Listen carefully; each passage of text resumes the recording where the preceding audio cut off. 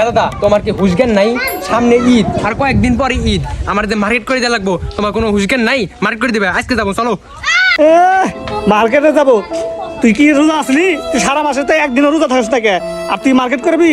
তোরা মার্কেট করে আমি দেখালাম না, তুই রোজা থাকিস না, তো কোনো ঈদই নাই, যা। আরে দাদা আমি ছোট, তাই আমি রোজা থাকাই নাই, তাই কি আমার ঈদ নাই? আমার ঈদ করা লাগবো না? আমার মার্কেট করে দাও দাদা। ও আচ্ছা ঠিক আছে, তুই যেহেতু ছোট মানুষ, তুই তো রোজা থাকা আরস না, তাহলে তোর মার্কেট করে দেওয়া লাগবো।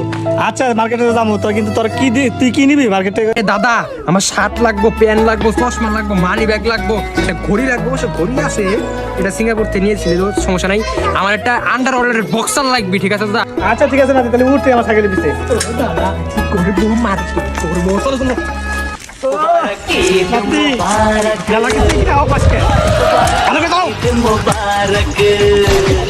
मुबारक